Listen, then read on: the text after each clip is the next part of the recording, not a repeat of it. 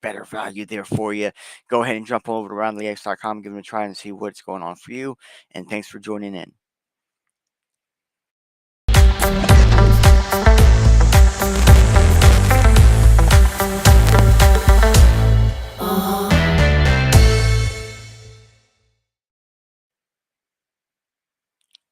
That's such a badass intro. Thanks again, roundlyx.com, for helping us out, sponsoring this channel, this network, and letting us do our thing. So what we're going to be talking about today is hashes. We're going to kind of bring this into a close. We're going to show it all together. We're going to put it all inside and give it to you in a really nice way. We're going to start showing you how these things are practically used. How do they actually get used? What's the point of them? Because right now, hashing, if you've been looking at it, it's a lot of numbers, it's a lot of digits, it's a whole lot of stuff.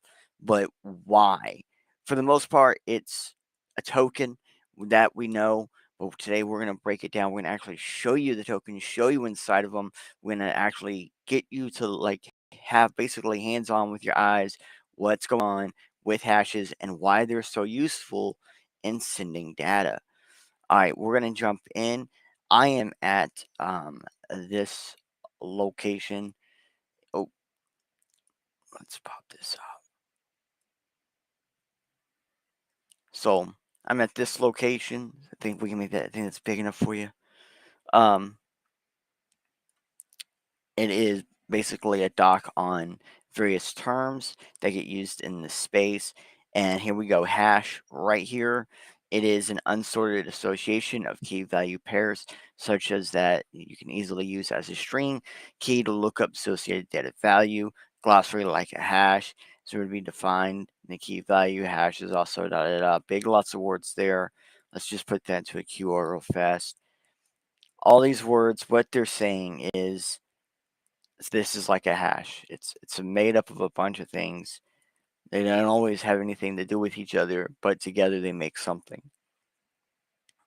Okay, so when we look up the actual word hash and like Webster Dictionary or anything like that, it's basically just going to be like, bro, it's chopping stuff up. And that's also a great way to look at it because that's what it's doing. And that's kind of what we've been learning is that it's a process of bunch of stuff put together for different reasons. So if we go to this site here, which is this is going to be the IPFS hosting. Go ahead and scan that for you. And what this one does is it's just an interactive character sheet. So you can do a bunch of stuff on here, but there's something really unique. So we can add items in, and I think it's right here. Nope, right here. So what we have are these items down here. So anybody can make an item. But for example, there are different ones we can use. So let's go with this one.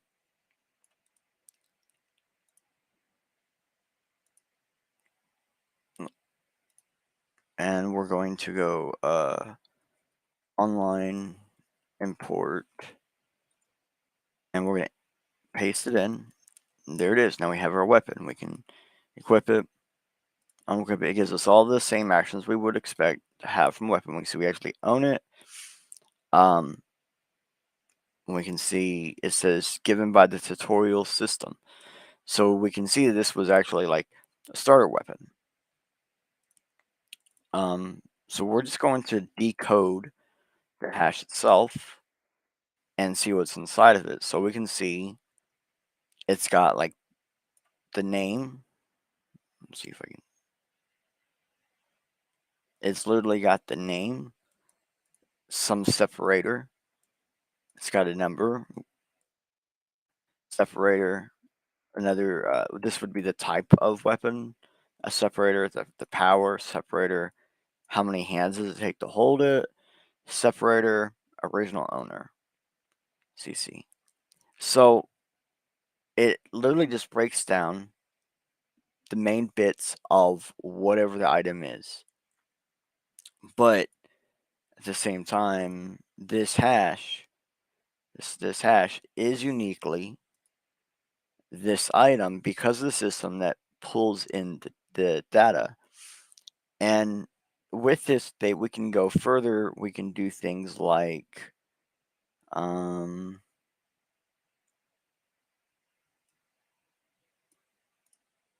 we can generate money.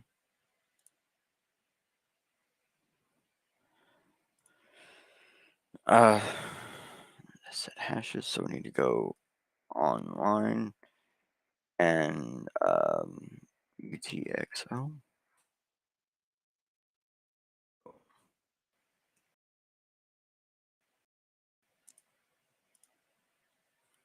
And coin. So I can then paste it in here, and we can sweep it, and now we have money. But we can do other things with these hashes, like what we're doing here is we're watching us have stuff stored in a hash being brought out and used. So if we go back over here and we paste in the last one we just did, the money one, we can break it down and see what's inside of it, which is even less data. It's literally just a value set with the word UTXO with separators, and it's got the same type of separator system. So we can see it's just turning stuff into APIs, and then it's the stuff that brings it in that's kind of the main system there. So here is a SHA. As we see, it says SHA and security response. So all this does is you input something and it outputs it. I can input this the same way each and every time. If I could type that in exactly the same way, and it'd give me the exact same answer. So FDA, it would give me the same answer. But we can use that to recognize things on the fly. For example, I can type in help, and it will give me a help output. It can actually see a hash that it knows this is help and actually give me help. So even though it doesn't know what's in there, what's in the hash, um, it can still recognize hashes to do specifically unique things like commands. Um, how can AI filtering outputs?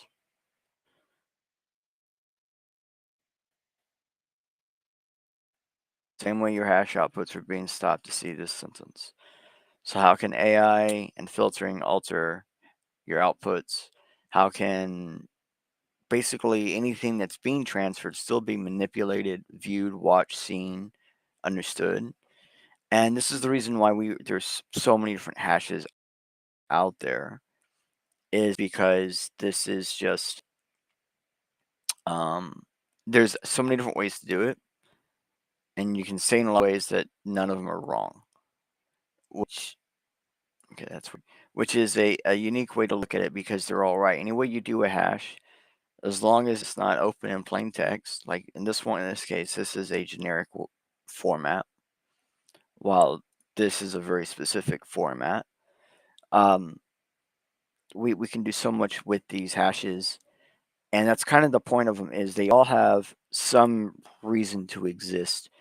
They're because they're just associated key pairs or unassociated key pairs or unordered key pairs. They're just as data. And in that same sentence, you know, we're getting to a more data driven world where more of your life is going to be represented in hashes.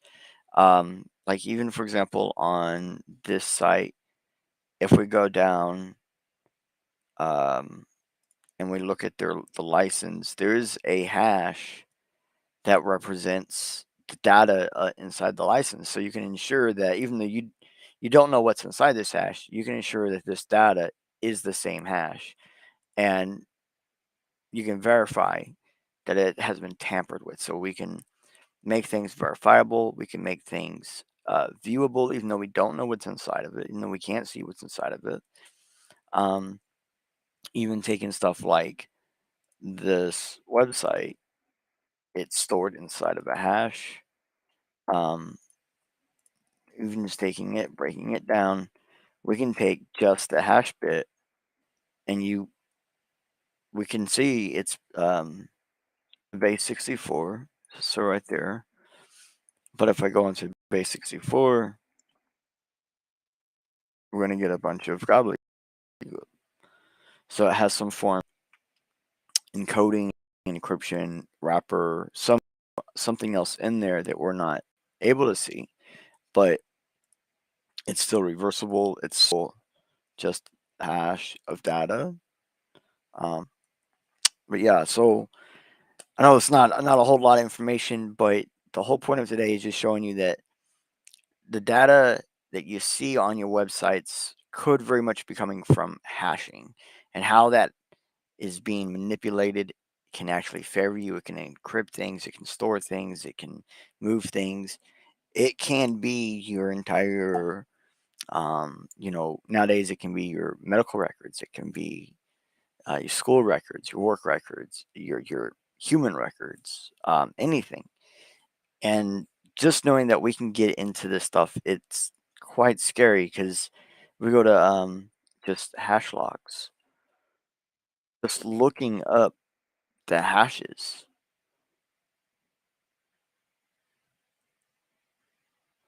Um, just because like the the amount of information you can get out of a hash can be extremely scary. And there are instances where just the length the hash is involved. Okay, this was going to actually output the actual logs. Um, like just looking at the length of a hash can show you how much information is in there versus um mm, like how much information is in there, or um what kind of encoding was used. Um, so here we see the top 56 hashes. Now this is why people like secure hashes. They're always the same length, or they're within the same variable, slight variable of length. But see here, we can actually see what's inside of it. We can see their output, even like just Facebook.com. And the amount of hashes we can get into, it's it can be insane. So here are like mini 5 hashes. You see they're quite short. No matter what we put in there, we get a nice, configured output. I was hoping we could show like different types of hash at a time, but I guess doesn't do it like that no more.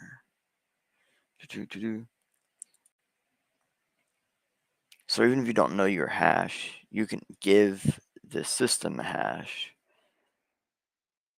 So we can even like use the hash and try to figure out what type of hash it is, just based on character data sets. See, most likely base 64. We know this is base 64. So it's like, okay, even just like data points within the hash can tell us so much information about the hash.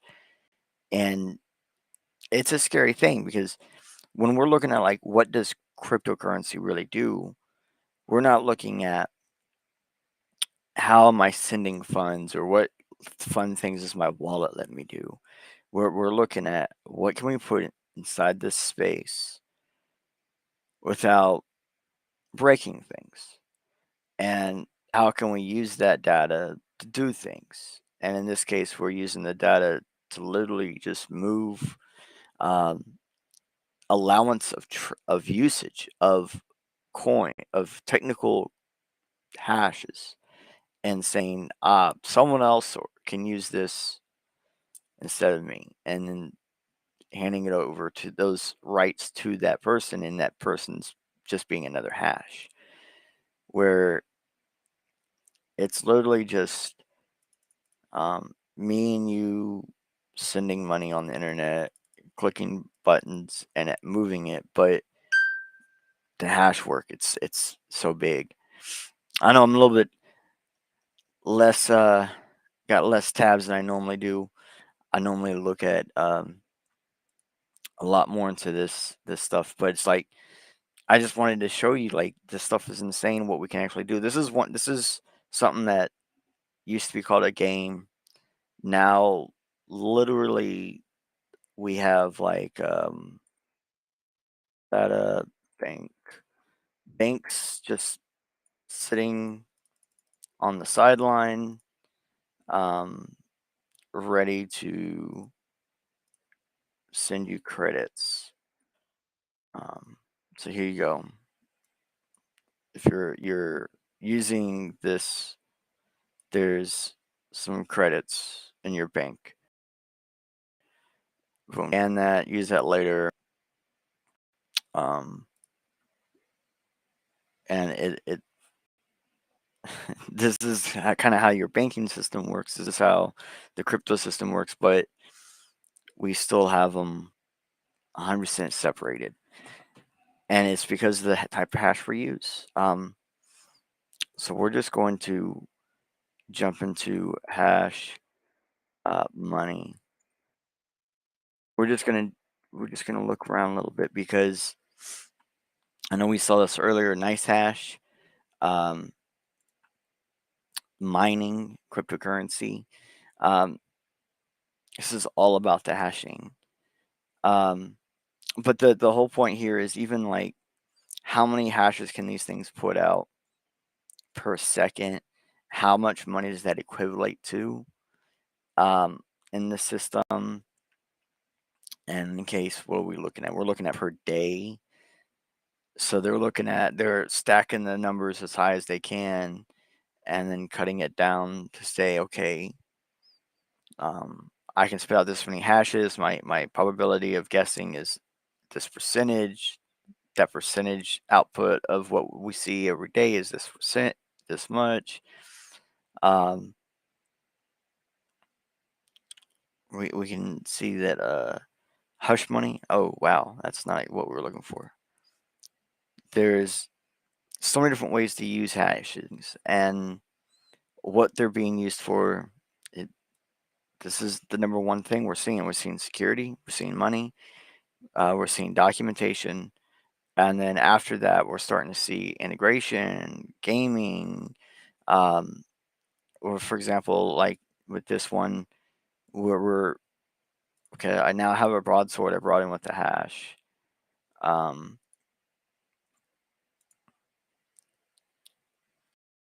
and now it's all gone. Um, uh, Here we're gonna bring in some armor because that's important. I heard in games. So we're gonna go. What was it? Online import. Boom. Yeah. Need that Master Chief chest plate. All right. So there we go. Now we have protection. Um, but yeah, payment is your number one reason. So if you're wanting to get paid online, you're wanting to do things online. Um, even like using your ATM, you're talking with hashes. If you're gonna be trying to like pay in store, use that credit card, debit card, it's using hashes. It's just the way we're moving stuff online. We can actually reduce the sizes of stuff with hashing. You saw, for example, they were putting big long strings of characters in small packages with MD5. See if we can go homeland. Let's see if we can get a.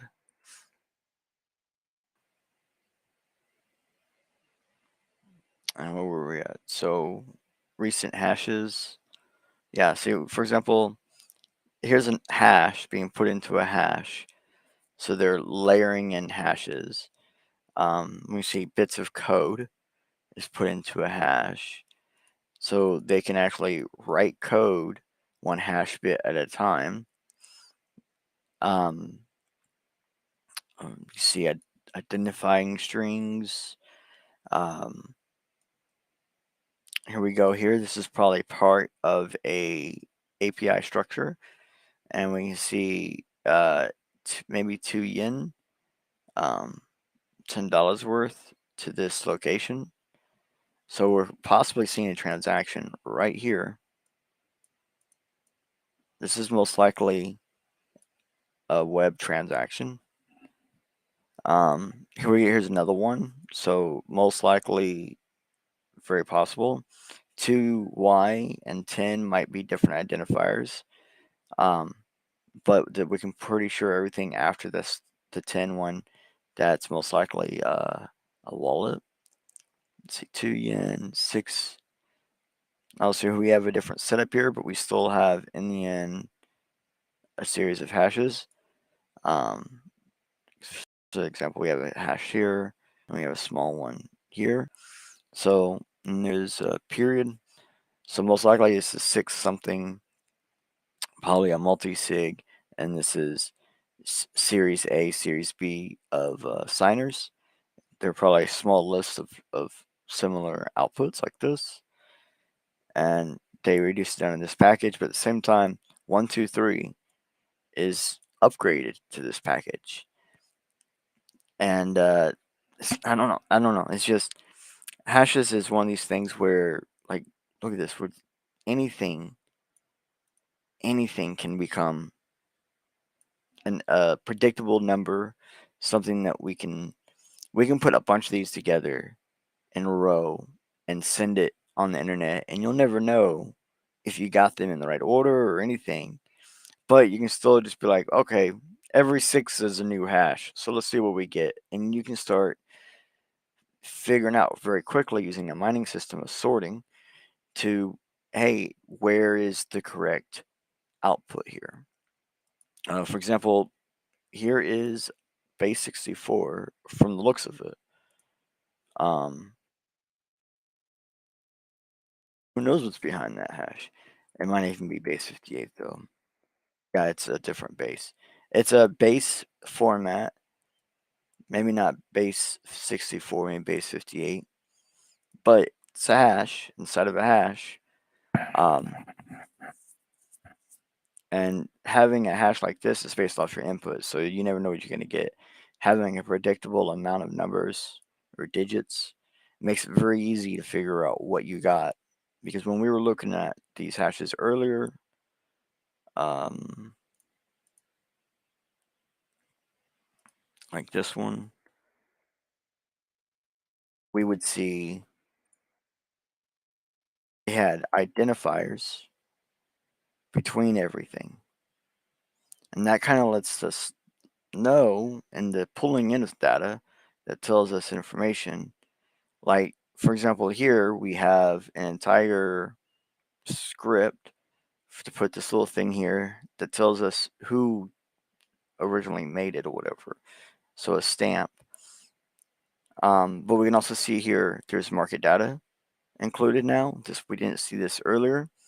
We can see that it's an unknown previous owner, even though we know who the original owner is.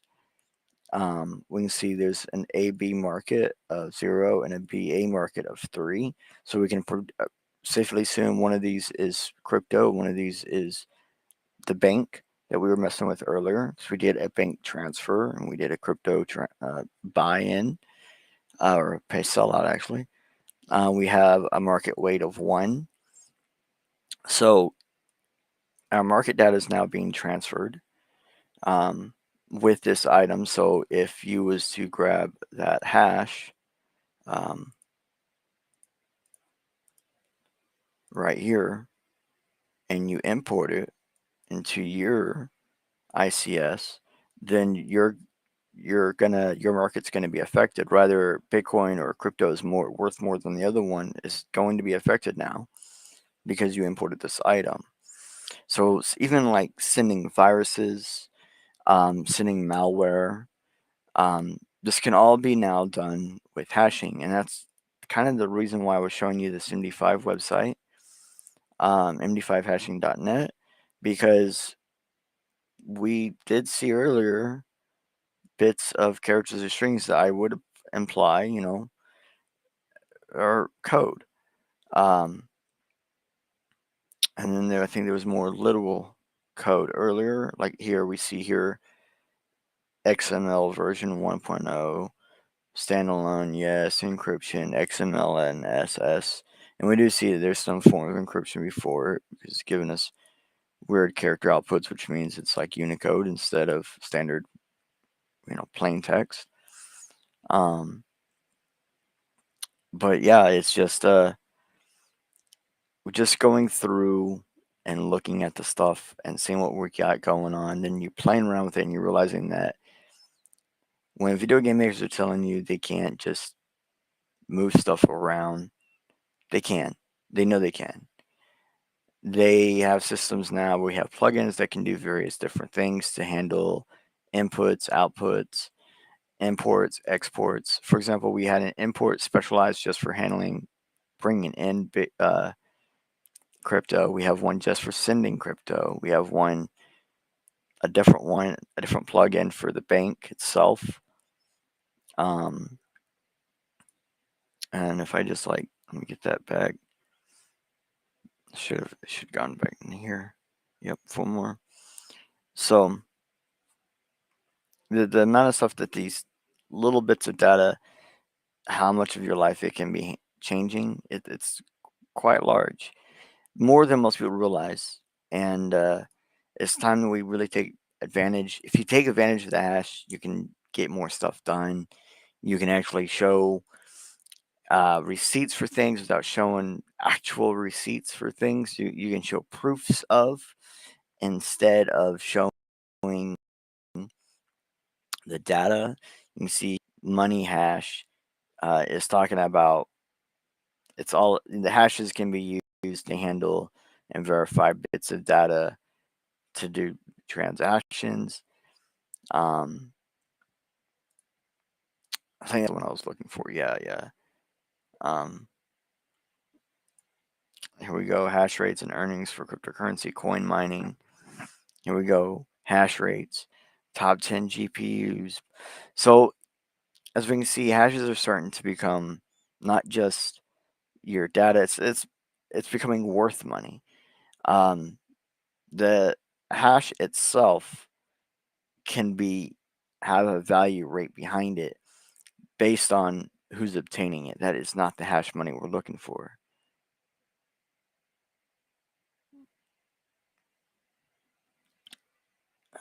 I think this one was it. Yeah, I guess it was. So even like handling something, yeah, okay, this really was it. I didn't go down far enough. So here we go. Customer ID is a hash. The mount's plain text.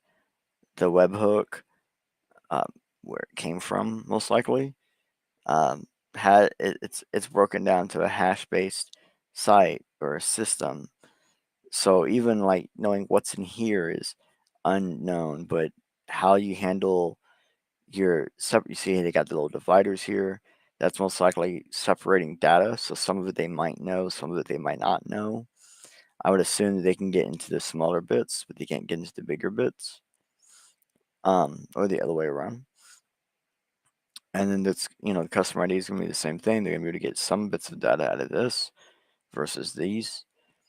And they're just going to have, even the invoice ID has its own hash.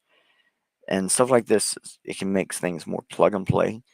As we saw with this, you didn't have to download anything. You just had to use either a physical resource like data import. So now we can import items like a poker visor.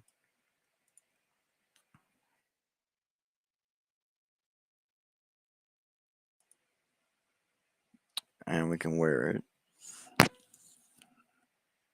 So, or if we want to go online,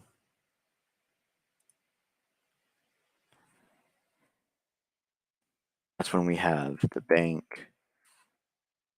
That's when you have your crypto.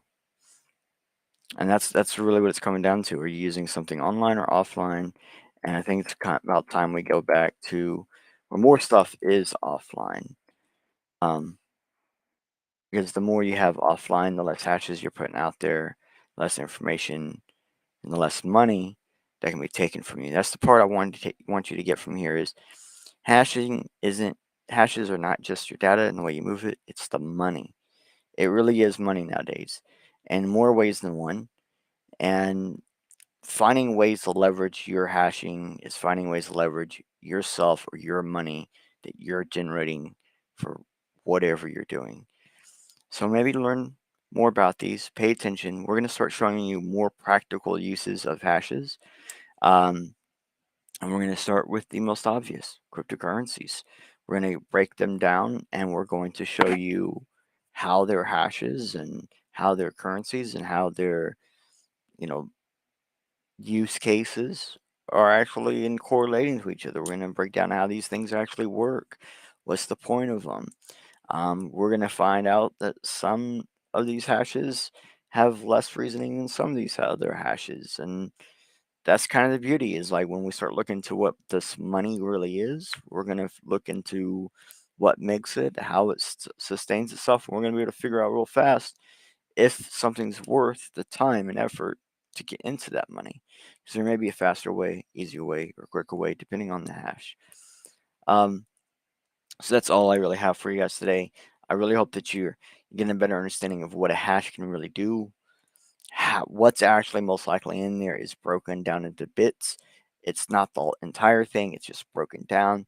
It's concentrated, as some people might say.